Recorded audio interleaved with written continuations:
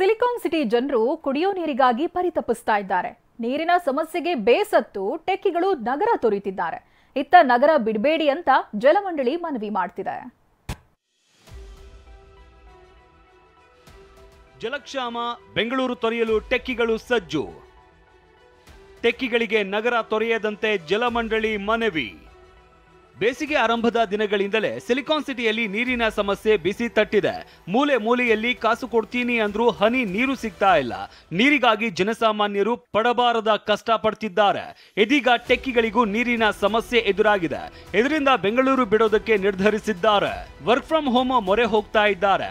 ಮತ್ತೊಂದ್ ಕಡೆ ಕಾವೇರಿ ನೀರು ಸಿಗದೆ ಬಾಡಿಗೆ ಮನೆ ಬಿಟ್ಟು ಜನರು ಊರುಗಳತ್ತ ಮುಖ ಮಾಡಿದ್ದಾರೆ.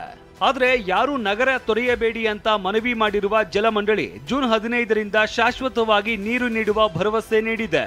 ಜಲಮಂಡಳಿ ಸಂಪೂರ್ಣವಾಗಿ ಕಾವೇರಿ ಸ್ಟೇಜ್ 5 ಪ್ರಾಜೆಕ್ಟ್ ಅನುಷ್ಠಾನ ಮಾಡೋದಕ್ಕೆ ತಮ್ಮದೇ ಆದಂಥ ಶ್ರಮವನ್ನು ಮಾಡ್ತಾ ಇದೆ. ಇದು ಪ್ರಾಜೆಕ್ಟ್ ಆಗಿದ್ದರೆ ಇನ್ನು ಮೇ ಅಂತ್ಯದೊಳಗ ಜೂನ್ ಅಂತ್ಯದೊಳಗ ಮೇ ಅಂತ್ಯದಲ್ಲಿ ನಮ್ಮದು ಪ್ರಾಜೆಕ್ಟ್ ಕಮಿಷನಿಂಗ್ ಆಗುತ್ತೆ. ಜೂನ್ ಅಂತ್ಯದೊಳಗ ವೈಟ್ ಫೀಲ್ಡಿಗೆ ನೀರು ತಲುಪ್ತದೆ. ಯಾವುದೇ ಸಮಸ್ಯೆಗಳಾಗೋದಿಲ್ಲ. ಯಾವ ನೌಕರರು ಕೂಡ, ಯಾವ ಸಿಬ್ಬಂದಿಗಳು ಕೂಡ, ಯಾವ ಜನರು ಕೂಡ ಯಾವುದೇ ಆತಂಕ ಪಡಿಸೋದು ಬೇಡ. ನಾವು ಖಂಡಿತ ನೀರನ್ನು ಪೂರೈಕೆ ಮಾಡಿ. ಮುನೇಶ್ವರ ನಗರದಲ್ಲಿ ಜಲ ಸಂಕಷ್ಟ, ದುಡ್ಡು ಕೊಟ್ಟರೂ ಸಿಗ್ತಿಲ್ಲ ನೀರು.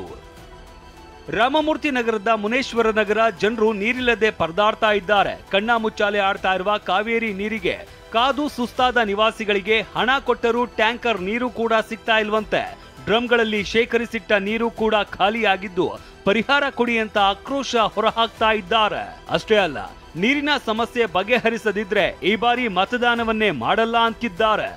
ಅಧಿಕಾರಿಗಳು ಕಿವಿಗಿಸ್ಕೊಂತ ಇಲ್ಲ, ವಾಟರ್ ಮ್ಯಾನು ಕಿವಿಗಿಸ್ಕೊಂತ ಇಲ್ಲ. ಕಾವೇರಿ ಆಫೀಸ್ ಹತ್ರ ಹೋಗ್ಬಿಟ್ಟು ಮಾತಾಡ್ಕೊಂಡು ಬಂದ್ವಿ. ಅವ್ರು ಕಳಿಸ್ತೀವಿ ಅಂದ್ರು 1-2 ಸಲ ಟ್ಯಾಂಕರ್ ಕಳಿಸಿದ್ರು ಅಷ್ಟೇ. ಒಂದು 10 ಬಿಂದಿಗೆ ಇಟ್ಕೊಂಡ್ರೆ ನೀರು ಸಾಕ. ಒಂದು ಲೋಡು 1500-2000 ರೂಪಾಯಿ ಲೋಡ್ ಇವಾಗ ಡಿಮ್ಯಾಂಡ್ ಮಾಡಿರೋದು ನೀರು ಇಲ್ದಿರೋಕೆ. ಇದರಲ್ಲಿ ಯಾವ ಅಧಿಕಾರಿಗಳಾದ್ರೂ ಬರಲಿ, ನಾವು ಕೇಳ್ಕೊಳ್ಳೋದಷ್ಟೇ. ನಮಗೆ ಓಟ್ ಕಾಸುನೂ ಬೇಡ, ನಮಗೆ ನೀರು ಬೇಕು.